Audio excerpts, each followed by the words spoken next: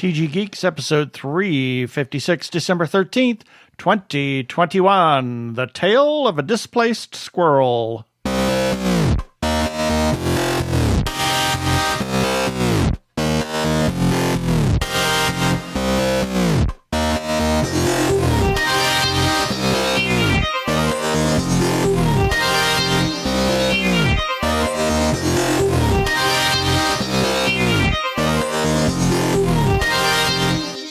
Hello and welcome to another webcast from tggeeks.com, where Ben and Keith, the two gay geeks, talk about all aspects of geekdom and nerdery, sci-fi, comics, film, horror genre. You name it, we talk about it. I'm Keith Lane. We're coming to you from people are dying of exposure in Phoenix, Arizona. Yeah, and I'm Ben Raggington coming to you from the North Pole. Yeah. Well, no, but it might the as well. High was 63 yesterday. Yeah, well, we had rain, heavy rain the night before. So yes, the high was 63, which is freezing for us here Nanook of the North. Yes, in Phoenix, Arizona.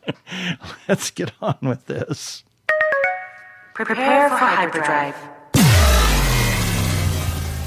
Meanwhile, in the Hall of Episodes, the two gay geeks are discussing this. Well, in this episode, we have Carl Thiel and Taylor Wallace, who were, Carl was the director and Taylor was the star in a movie called Displaced that we saw at the Apocalypse Later. It's not the Apocalypse Now? No, it's not Apocalypse Now. Apocalypse Later International Fantastic Film Festival. And that's a mouthful. Yes, it is. And then we have our birthday shout outs, our podcast of the week, and everybody's favorite feedback, and some shout outs. And in the second segment, we might have something to talk about, and then our wacky weekly recap, as well as the end of the show shout outs, and on into oblivion. So are you ready? I'm quite ready. Shall we go? Yeah. Okay.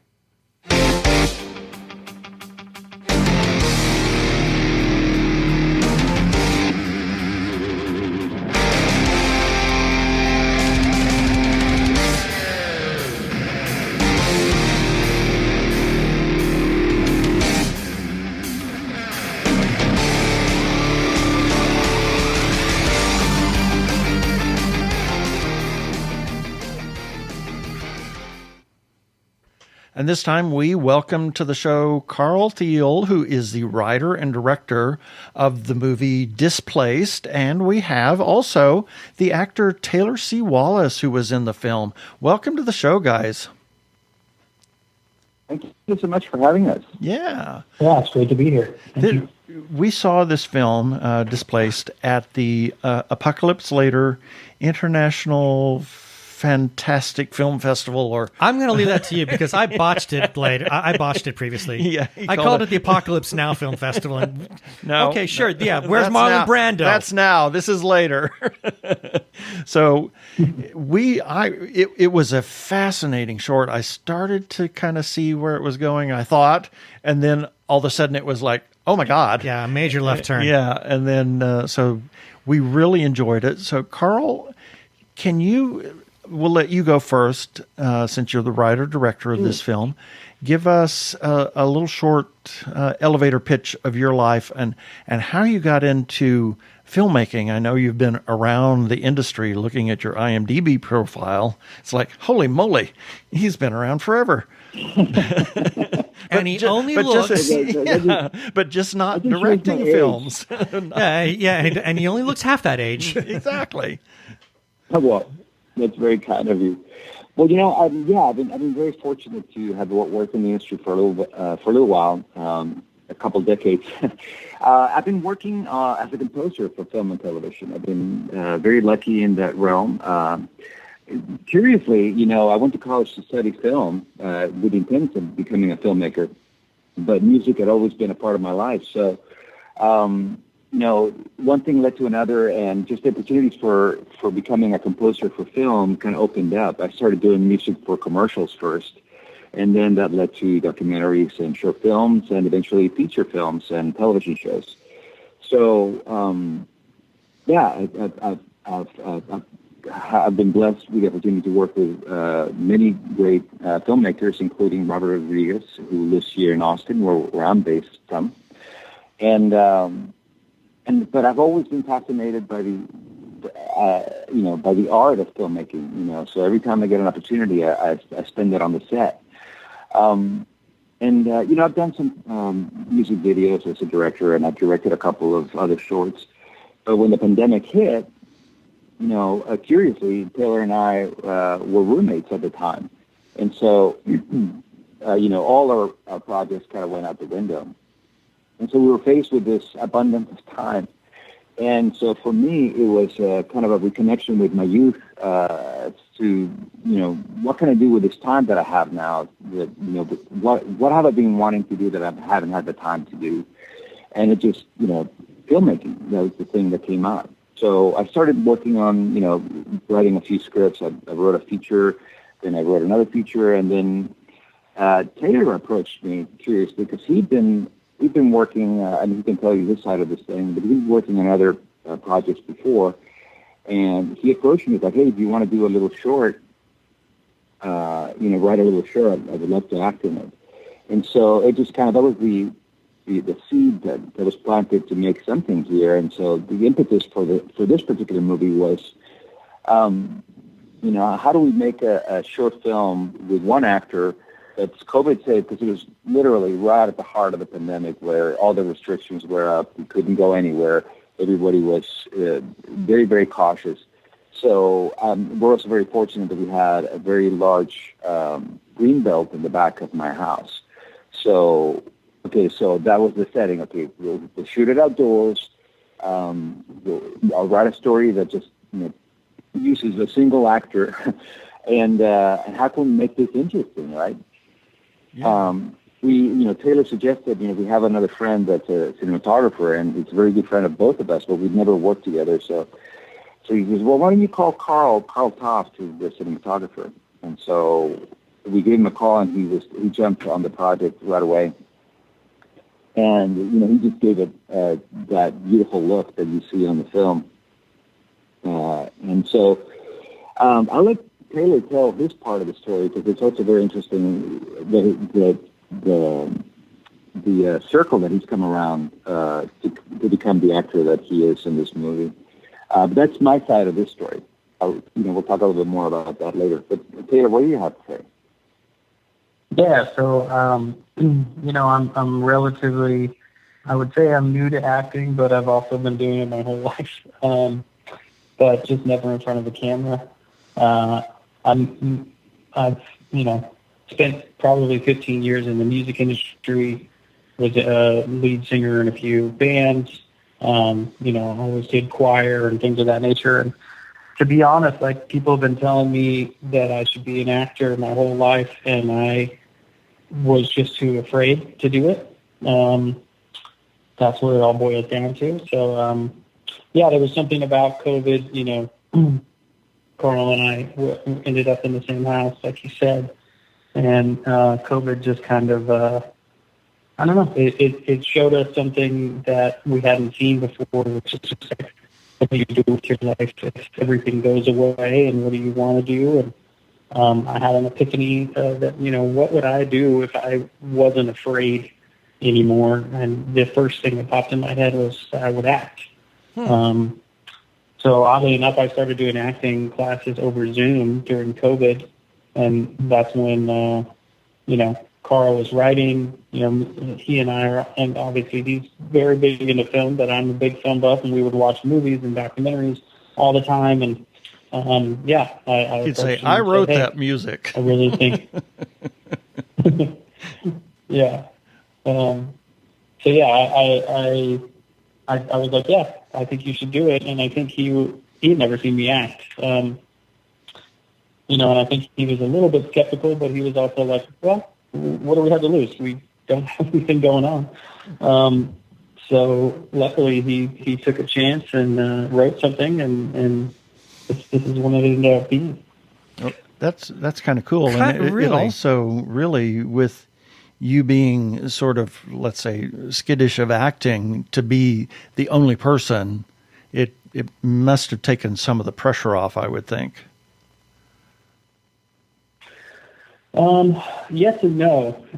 It's really hard to know how your performance is landing when you don't have somebody else to bounce off of. I'm definitely like having conversations with myself who is not actually there. Right. It was quite the challenge to make it feel natural. I'm definitely at the end of the film, I was definitely like, next time, can we have another actor? Because I think, in a way that will make it easier. But I think it would also have its own challenges. But I think you just answered what was going to be my question for you, Taylor, and that is, now that you've done this, now that you've been in front of the camera, I mean, it sounds like that it was, for the most part, a rewarding experience for you. And I thought you did an admirable job. I mean, the entire short is outstanding, both technically and in terms of acting. So what I assumed this means that you now have a greater interest in performing in front of the camera now, correct? Correct. Yeah, I was a little hesitant. I guess I've been a little shy to like run around and scream from the mountaintops that I'm an actor now. So I've been very private about this. Most of the people in my life didn't even know that I made this film, and I've been kind of waiting for somebody to come up and say, "Hey, don't quit your day job." Right. That you didn't do too great in that film. And the feedback just keeps being the opposite. So I'm kind of like, well, I kind of feel like I have to continue forward because no one's telling me to stop yet. And he's already landed a new feature, right? I mean, you're working on a feature coming up in January. That's correct. Yeah, I just got cast in my first feature that we'll shoot in January.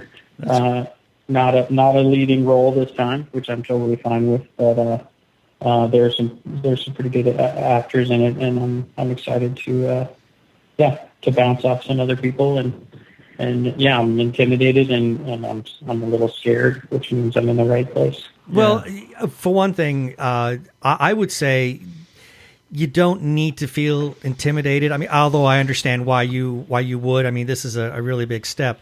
But again, your performance in Displaced was quite strong. And this is going to sound kind of strange, but I think you're giving a representation to the everyday person, which I like. I agree with that. I want to say this, because much like what Taylor was saying, it's like I was a little skeptical. I had never seen him act. And so, but, like you said, it's like, well, what do we have to lose? Let's just try it. And what happened is when I showed him the script, we had about a very short period of time from the point where he says, yeah, let's do it, to the point that we actually shot it, because he was leaving town. It was right before Christmas in 2020. And we had like a week from the point he said yes to the time that he had to leave. And so, well, let's just give it a shot. Let's try it. And, our friend Carl came on, and we started doing some test shooting, and I started seeing him through the camera. And I thought to myself, oh, my God, this guy can act. This is going to be worth shooting. So from that point forward, I had like 2 days for pre-production. So I just scrambled like crazy. And, Taylor can attest to that. I just went insane from that point of, making shot lists and going around and looking for props and, renting the fog machine and just going crazy in production. Because as you know, film production is everything. Oh, absolutely. I barely had like 3 or 4 days to do it. And so I was going crazy. And Taylor was looking at me like, Carl, I've never seen you this insane. Even nuts, I didn't really understand it, because it's like when we did it, it was like, yeah, we're just going to do this thing. It's very laissez-faire. We're just going to casually make this thing and see what it turns out to be. And when we did the test stuff, he got super excited, and I didn't really understand why. But he definitely turned into a little manic and just like became consumed with making this the best thing he could, and I didn't really understand. And then he told me, like, you can act, which means this could be good. So like, I want to make it as good as it can be. Right. And then I was like, oh, okay. So yeah, it definitely things escalated really quickly. Yeah. Because as you guys know, I mean, if the acting falters, then everything else falls apart. No matter how good a production or how incredible the cinematography, if the acting's not there, then the movie doesn't carry any weight. Exactly. And so once I realized that he had the capacity to bring this character to life in such a, as you say, as every man's heart, every man's perspective, it just, to me, it just kind of felt like this is totally worth my time. Yeah. And energy and investment. So it's interesting you talk about doing 2 days pre-production, and if you look at the film, and that's the beauty of a well-made film, is where you don't see all of the stuff that goes into the production and the pre-production. And the thing that we've learned through what we do and talking to filmmakers, and it's like, oh my God, all of the stuff that has to happen before you ever even click a singular photo, much less many frames of film that go into making a film. And when it looks effortless, it's wonderful. And that's exactly what Displaced does. It looks like you just set up a camera and started filming. You don't get any sense of there being any kind of pre-production. In fact, it almost feels just like it's an improv. And I say that as the highest form of praise. You're looking into this guy's life. Really appreciate that. That means a lot. That means a lot. That was our aim. And obviously we also corrected a lot of stuff in the post. The editing has a lot to do with that. We did a lot of takes that we didn't use, just because like I said, we had such a short period of time to shoot it. I'd be there with Taylor and say, okay, try it like this. Now try it this other way. And, kind of cover it in like 5 different approaches, and then use the best one in the edit to make it feel seamless. Yeah. The thing that it was for me it was very reminiscent, and obviously from Carl's background of like when we make records and music albums. It's like you do 6 takes and you get the best take. And so both of us really were used to that mindset, and that's what we did. The thing that I want to talk about this movie now, it was, if I remember right, it was the opening film of the sci-fi block at the Apocalypse Later, and this one hit every single sci-fi button in me that you could possibly imagine. And I understand the mechanics in putting this thing together. There were certain conditions that needed to be met, or that you were trying to satisfy just so that you can make this. But not seeing that, and again, I did not get any sense of that, and that's a compliment to you, Carl, because again, all I just see is the final product. I got insanely fascinated with this idea of Taylor's character actually meeting his future self, and then having perspective, or future self meeting past self, things like that. It was such a fascinating idea, from quantum mechanics versus Newtonian physics versus temporal mechanics. I mean, all these ideas started just bounding in my head as I was watching this. And causality. Causality. I mean, because that's the kind of stuff that I just really geek out on. Me too. Did any of that come into play? I mean, like I said, I understand the physical mechanics and why you made the movie the way you did. But as far as the story goes, did any of that come into play? Because I'm fascinated with the creative idea that this would be the major plot device. Well, I mean, I've always, much like you say, I'm a huge geek on when it comes to quantum mechanics and temporal entanglement and those kind of things, right? And so the seed of the story came because I wanted to have some kind of a way that's like, what if your future self could send a warning to your past self about something? That was kind of like the first morsel of an idea of what Displaced came from. And so I started with that concept. And originally I thought it was, well, what if it just happens in the house, And then when I started kind of mulling it over a little bit better, well, what if he goes camping? What if we do it outside? And it just simplified the whole concept. And what if there's some kind of an astronomical event that propels this causality entanglement? Therefore the meteor. And what if he dreams something about because you have him in the night shot, kind of going to bed with his meditation. What if there's some kind of also connection with connecting with the universe, with your mind? It gives possibilities of all these complexities playing with each other. That just all that kind of stuff fascinates me. So that was kind of like the impetus for the story itself. And on the other side of that, I've always been a huge fan of The Twilight Zone and The Outer Limits and shows like that have kind of a darker side of science and the darker side of the psyche and sci-fi. Yeah, like the film Machete that you did. Oh, please. I was going to talk about that later, but I was not going to bring up Machete right now. Thank you for bursting my bubble. I just saw that in your IMDb, and it's like, oh my God, we have to say something about that. We'll talk about that later. But please continue, Carl. I do just want to say, so when we originally had the idea to when I approached Carl, I was like, yeah, let's do something simple that we can do around the house with little to no budget.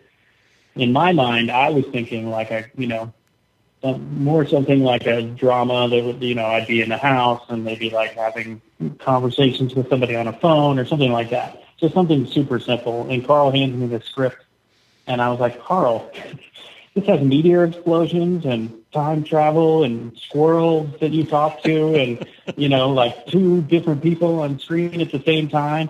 This is impossible to shoot. I thought he was crazy. He looked at me and he was like, yeah, no, we can do it all. It's easy. I can do it. And okay. Okay. If you say so, you lead and I'll follow. But when he handed it to me, I was like, this is not simple. This is very complex. And he was like, no, I can make it. I know exactly how to do it. Well, speaking of complex, let's talk about the squirrel. I mean, how if that? I mean, and now you're an animal wrangler. The show's getting more bookings than I am at this point. So. Right? Yeah. Well, I couldn't have him just be silent the whole movie, so I figured, what if he talks to an animal, right? And I had in the back of my kind of like my little secret compartment. I have a friend who's also a fantastic actress. I call her the Squirrel Whisperer. And I'll give her a shout out. Her name is Anna Shadi. And she's a great actress. She's a great comedic actress. And her boyfriend happens to be a cinematographer. And if you look at her Instagram page, it's full of squirrels and great shots of squirrels. And so I asked her, I had a backup, because I could always download, some licensing footage from a website that had a squirrel. But when I called Anna, I said, hey, if there's any chance you can capture one of those squirrels, kind of just interacting in some kind of way, it would be so useful. And so it took her about 2 months to do it between her and her boyfriend, but she sent me this footage and it was just, it fit perfectly. So obviously I shot Taylor first, interacting with, a branch. And he did a fantastic job with that. I mean, again, we did it a couple different ways. Like try it this way, try it this other way, and shot it from a couple different angles. And then when I got the footage from Anna with the squirrel, and I had to tweak it a little bit, kind of angle it to make it look like it's the right line of sight.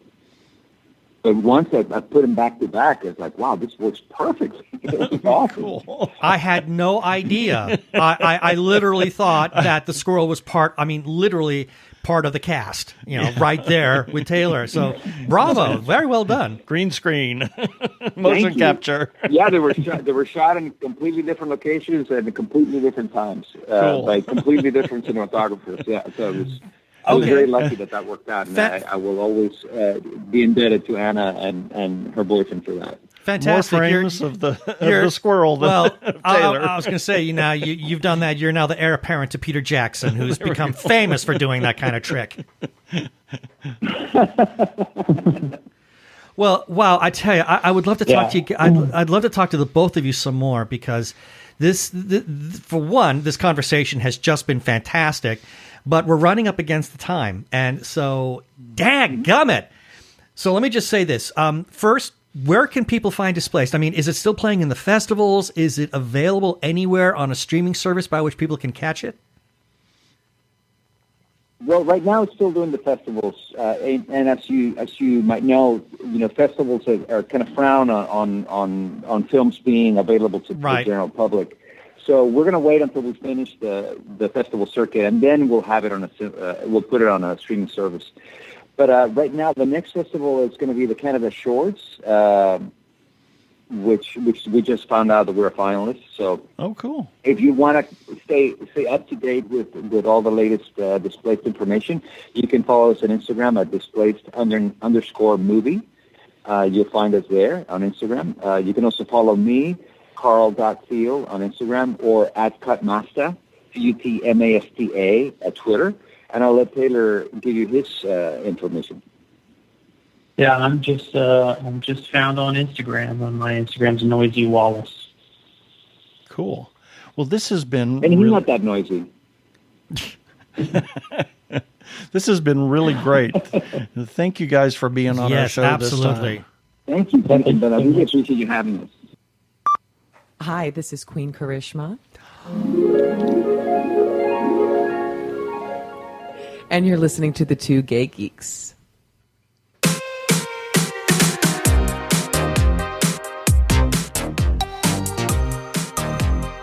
I love Queen Karishma. I do too. As much as you love this music. Just about. That was a fascinating conversation with Carl and Taylor. Yeah, it went places I didn't expect, and I mean that all in a great way. Exactly. And here's a few selected birthdays for December 13th through December 19th, 2021. My gosh, we're coming to the end of the year. It's amazing. December 13th, Dick Van Dyke. My goodness. 96 years old.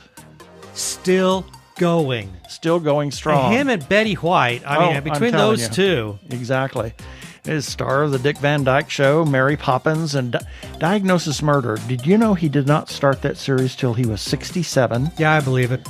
And he actually took a break from Hollywood and moved to a ranch in Arizona for a while before he did Diagnosis Murder. Well, he did two Dick Van Dyke shows. I remember there was a 70s Dick Van Dyke Show, which was based in Scottsdale. Well, the original Dick Van Dyke Show, yeah, and was out there in the 60s. Yeah. So then there was the black and white one with Mary Tyler Moore. Yes, exactly. And he quit drinking and smoking. Yeah. And I mean, he admitted that he was an alcoholic, and he works out every day. Mm-hmm. In fact, I think it was it Beth Cato said that she was up early one day and went down to the gym of the hotel, and there was Dick Van Dyke doing his yoga. Oh, I believe it. Because I remember a number of years ago, we went, for your birthday, we caught the L.A. show of the Mary Poppins musical. Right. And it was for a special charity, so Dick Van Dyke reprised the role of Mr. Dawes Sr., and came out, the older Mr. Dawes, and did just this outrageous dance, and I mean, it just stopped the show. Yep, exactly. And it just still going strong. Wendy Malik, actress. Oh my gosh, her IMDb profile is just full. Mm-hmm. Voiceover, TV, movies. She's done everything. And Emperor's New Groove, she was delightful. And she helps run Adopt a Family to help the homeless. What a lovely person. And Facebook friend Greg Winslow. My gosh, happy happy birthday, Greg. That's right. Friday the 13th is when he was born. Wow, Friday the 13th. Oh, Friday the 13th comes on a Monday this month. Oh, it does? Yeah. His brother Gary was also born on Friday the 13th, but in April. Oh, I know. It's very weird. Wow. Yeah. Amazing. December 14th, Patty Duke, actress. The Patty Duke Show, Valley of the Dolls, The Miracle Worker, mother of Sean Astin. And she lived with manic depression today, called bipolar disorder, for years and years and years. And, wrote a book about it and was in treatment, so that she took care of the things that she needed to take care of. And sadly died of sepsis from a ruptured intestine. I know, that's just awful. It's just amazing that, those things happen still. Yeah, they do. Nostradamus, astrologer and seer in the 16th century. Most famous for his book of 942 poetic quatrains. Oh, yes. Which some have used to predict world events. Others say they are so vague they could mean anything. Yeah. It's interesting. December 15th, Julie Taymor. Oh, my goodness. Director and designer. She co-designed The Lion King and director of the movie Frida. I knew she did Frida. I did not know she was the co-director designer for The Lion King. Yeah, but interestingly enough, last night on the Met, they had stealing my thunder. Sorry. Go ahead.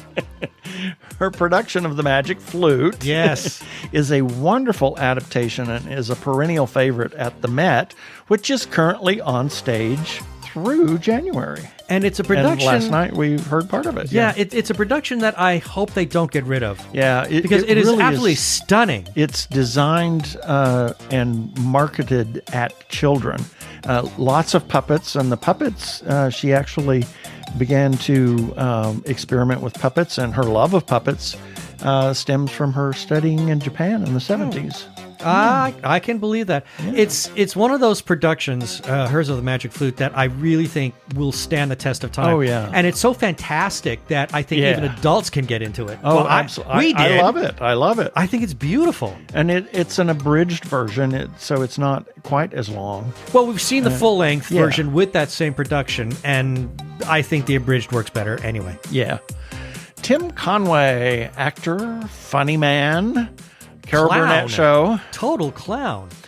Notorious for making the rest of the cast, most notably Harvey Korman, crack up while he stayed in character. Oh, yeah. Very seldom would he break. It would be a rare occasion if he ever did. And those, usually in most shows, those things wound up on the cutting room floor, but they made it into and I'm into glad, the show. Yeah. Well, the Carol Burnett Show was sort of I don't know if it was a trendsetter, but it certainly stood off from the rest of the crowd in the fact that they kept the outtakes in. Oh, absolutely. Which I think was made great. It even better. It made the show even funnier. And Exactly. I'm guessing it was Carol. I don't know. Someone on the crew, maybe Carol herself, realized these outtakes, they're funnier than some of the stuff that we're writing. Exactly. So why not keep them in? The audience is digging it. Exactly. And the one time I remember Tim Conway busting up, it was compliments of Vicki Lawrence.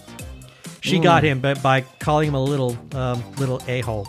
I see. And after he went on this big tirade about Siamese twin elephants. Oh, God. And she said, I never thought the little would shut up. And he just fell on the floor in hysterics.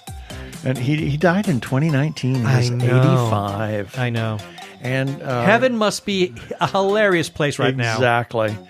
And happy birthday to Brian Dorn, a former classmate who sadly lost his wife of many years a couple of weeks ago. And he's really broken up about it. I'm so sorry to hear that. Happy birthday, Brian. I hope you can find some joy in your birthday. December 16th, Philip K. Dick, writer, a number of his 100 short stories and dozen novels. Oh, yes. Has been adapted into movies and TV series. And actually, he is the most adapted author for TV and movies. Blade Runner, Minority Report, Total Recall. Yeah. In fact, Minority Report was supposed to be a sequel to Total Recall. Oh, no, that's a concept. Yeah, interesting. Also wrote Man in the High Castle. He died of a heart attack at the age of 53 in 1982. Yeah, and what a just shame. before he had seen some incomplete footage, not the complete film, but some footage with enough of the special effects of Blade Runner just before he died, and he was amazed at what they had done with this short story. So, I think it's. I think we can safely say that of all of his adaptations, Blade Runner is the one that stands out the best. Yeah. And then we have Philip Langridge, opera singer, a tenor who was a proponent of English opera and oratorio, specializing in the works of Benjamin Britten.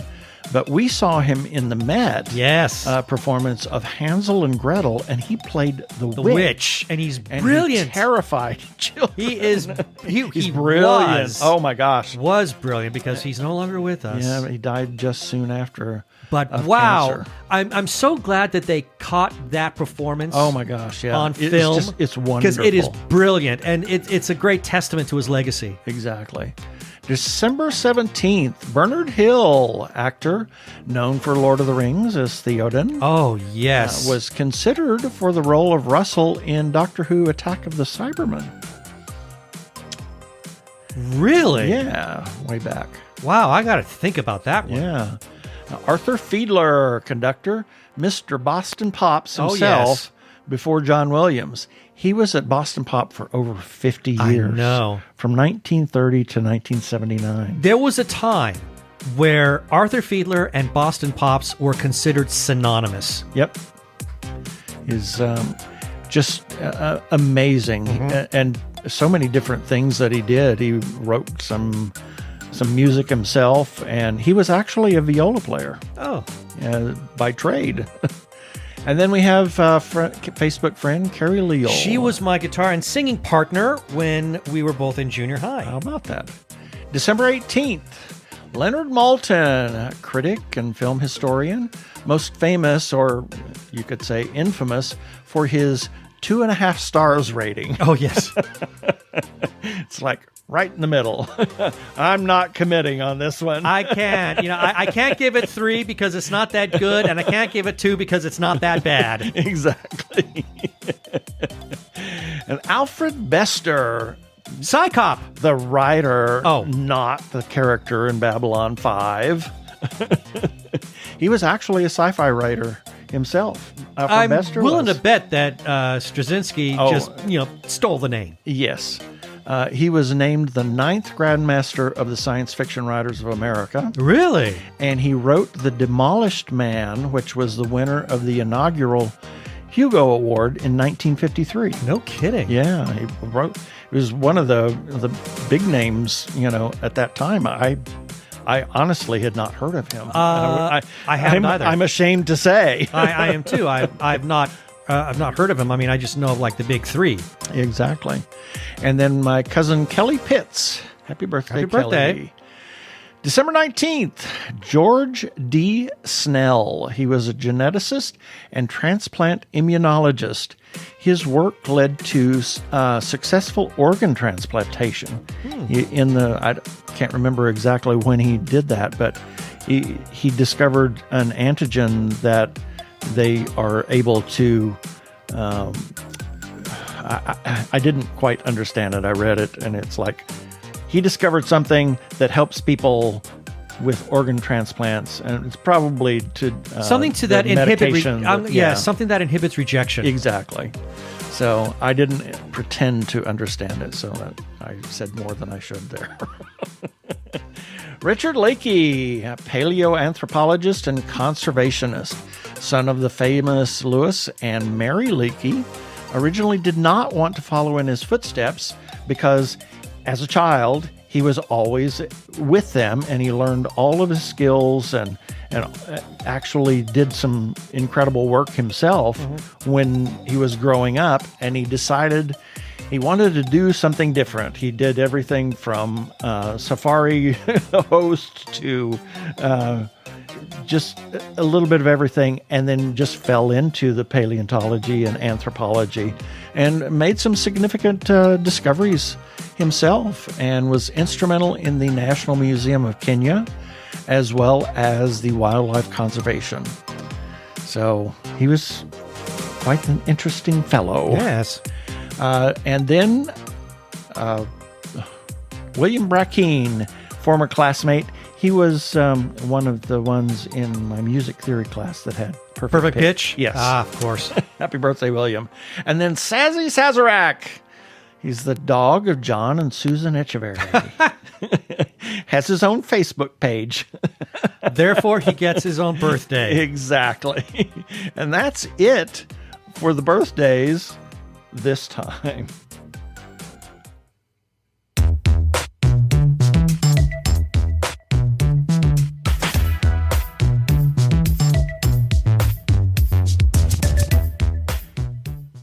Technorama, the podcast for geeks, because geeks are better than cool. You don't hear someone say, "Get away from me, you cool person." Who's gonna have their 65-inch home theater system installed by the Cool Squad? Not me, that's for sure. How much cool cred do you have? Not enough to care about. Think you'll find any canned unicorn meat at thinkcool.com? It's just a part domain name. They don't even have roadkill in a paper cup. That's why you need to start listening to Technorama, because that's what geeks do. Go to chuckchat.com and listen to Technorama before you turn cool.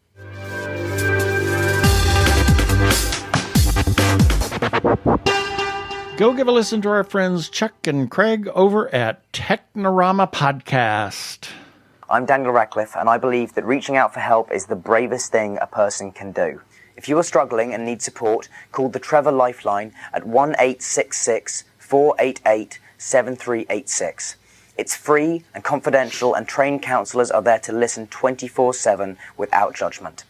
To learn more about the Trevor Project's life-saving work for lesbian, gay, bisexual, transgender, or questioning young people, go to thetrevorproject.org. We want to give a shout out, as always, to the Joshua Tree Feeding Program, a 501c3 nonprofit food pantry for the HIV and AIDS community in Maricopa and Pinal counties. They offer a place where clients can select from a wide assortment of nutritional foods to take home. Oh my gosh, it's amazing the things that they have there at Joshua Tree. They set it up like a store so the clients can come in and pick and choose the things that they want, and it empowers them, and they take only what they need and no food is wasted. They also have a second distribution for those in the gender non-conforming community that may be experiencing food insecurity regardless of HIV status. They have a pet assistance program so that the clients can get dog or cat food or pet supplies. And they're an all-volunteer organization, and they could certainly use your help right now. Go to Joshua Tree, and you can give a single or a monthly recurring gift by visiting jtfp.org.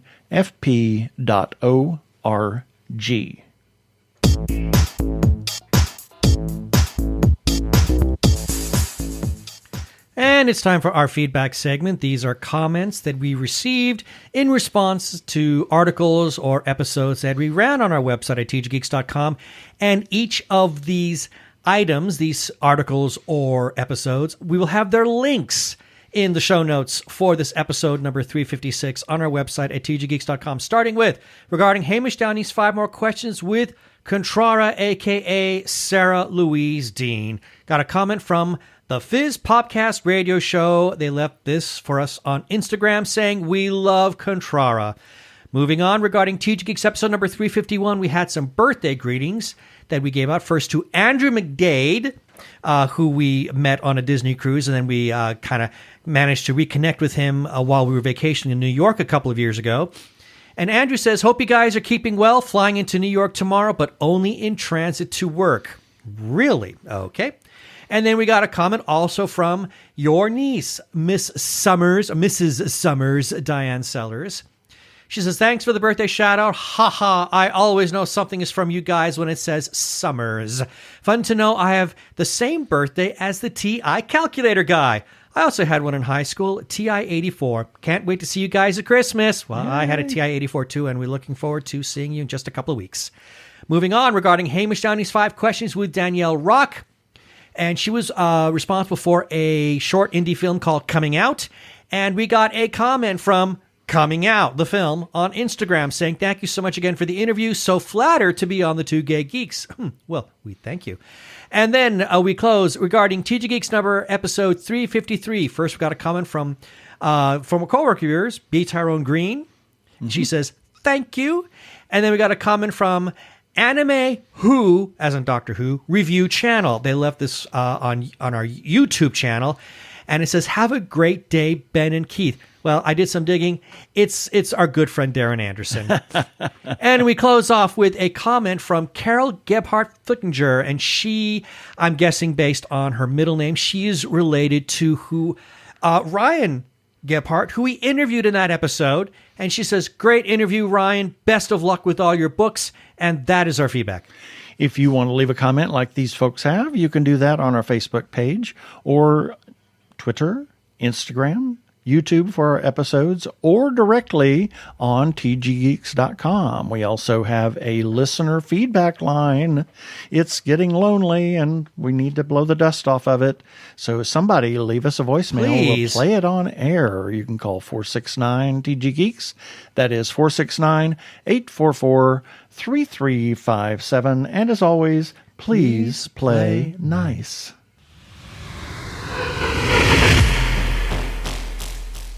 Well, as everybody knows, we are huge supporters of independent creators, whether it's filmmakers, comic book artists, writers, or others. Please go to their websites, their Etsy pages, their Facebook pages, their wherever you can find them, Twitter, Instagram. Talk to them, talk to other people about their stuff, and buy their stuff. Please consider supporting independent creators.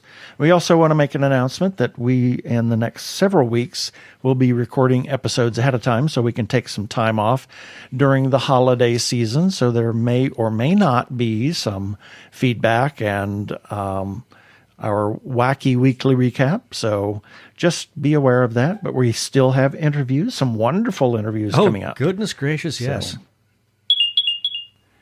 If you are trans or are questioning your gender identity, and if you are in crisis or are feeling isolated and need someone to talk to, or you know of someone in a similar situation, there is a special hotline just for you. The hotline is provided by translifeline.org and staffed by trained counselors who are transgender themselves. The hotline in the U.S. is 877-565-8860. In Canada, it is 877-330-6366. Or you can go to translifeline.org to learn about the important work they are doing. Please reach out for help. You are not alone. Yeah, baby. They're like two gay geeks. They're together, you know. They're two gay guys and they're geeks. Is that okay?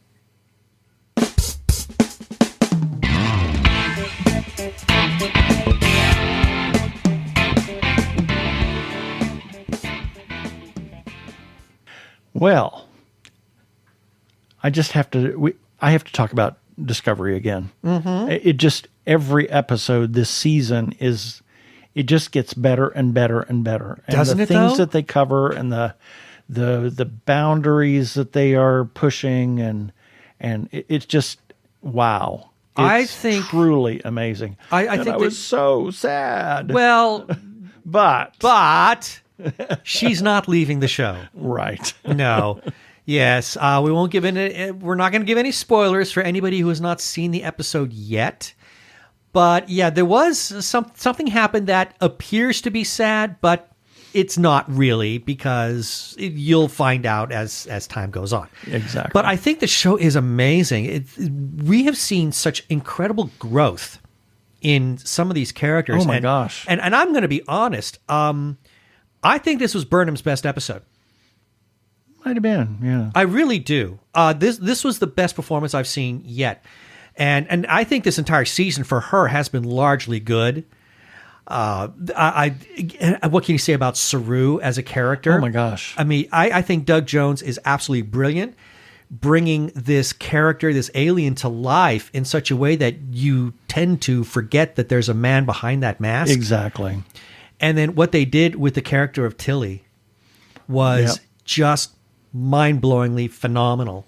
I mean, we've seen such incredible growth in all these characters, and the stories that they're being given truly speaks to. Oh, I remember at one point, the stories they're telling. I remember at one point I said, "This has got Star Trek written all over it." Exactly. I mean, it's so filled with the ideas of Star Trek, and it's not just out there exploring space. Yes, that's still there, but there's so many other things that are involved that I'm very, very certain Roddenberry would highly approve of today if he were alive. Exactly. So to see them take the show into this phenomenal direction, and again, moving it far into the future, I think was the best thing they could have done. Yep. And I can't wait for every new episode that comes on now. I mean, it's like I haven't been this excited for new Star Trek in a long time, and I'm glad they're able to deliver something that gets me this excited. Yeah, exactly. And I just want to also say I am so excited about a couple of the interviews that we have coming up in the next several weeks. Oh my moly, gosh. We got some great stuff. I know. And I'll just leave it at that. Yeah.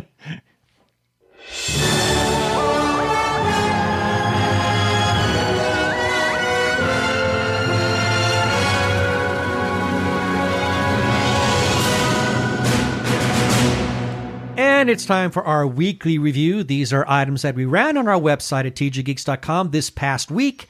And the links for each of these articles will be in the show notes for this episode, tggeeks.com, episode number 356. Starting with Sunday, December 5th, Nerdy Chupacabras number 77. 77, wow. On Monday the 6th, TG Geeks episode number 355. On Tuesday the 7th, and now we're into the holidays, so we're kind of recycling some of our favorite movies and maybe not so favorite movies that that we've run on our website in the past, and so why not run them again? The Bullies of Christmas Town. Exactly. Oh my gosh, I can't wait to run them again. That's one of my favorites that that's one of my favorite articles you've ever written. Anyways, December 7th, Ben's Holiday Breakdown, An American Christmas Carol. On Wednesday the 8th, Jeannie's Christmas Classics, The Man Who Invented Christmas. On Thursday the 9th, Andrea's Holiday Angle, Don't Be Scrooged This Year. On Friday the 10th, Hamish Downey's 5 Questions with Scott Hillman, as well as Devette C's Movies West Side Story Review. It's art for Steven's sake. And then on Saturday the 11th, Andrea's Angle, Being the Ricardos, Stellar Cast and Story. And tune in tomorrow on tggeeks.com where we're going to have a new holiday treatment from Jeannie Koch. Indeed. She's written a little Christmas Confessions. So check it out.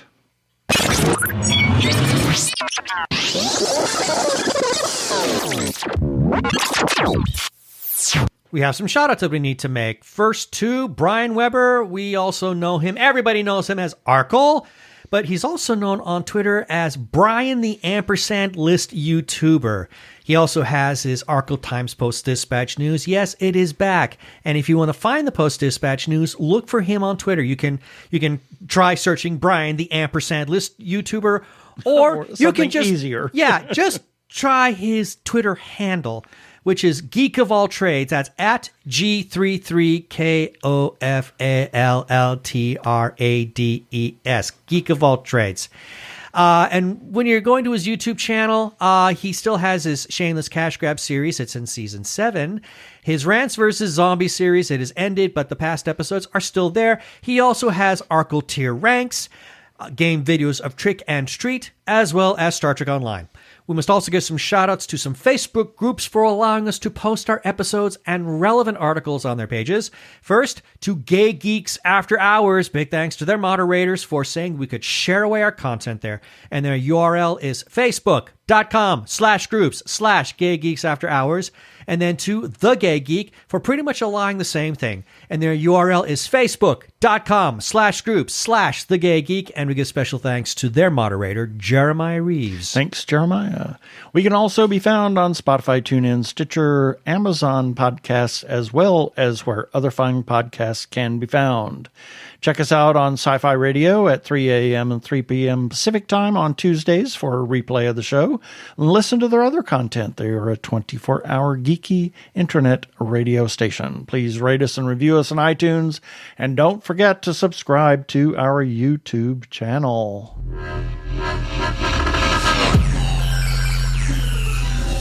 And that should do it for this episode of TG Geeks Webcast. Be sure to check out the article for this webcast episode. We'll have several links on the page of things that we talked about. And remember, you can comment on our Facebook page or our website, tggeeks.com, or leave us a voicemail at 469-TG-GEEKS. That is 469-844-3357. From TG Squared Studios, I'm Keith Lane. Thanks for listening. Please be kind to yourself and those around you. Stay safe, wear a mask, get vaccinated. Peace. Cheers.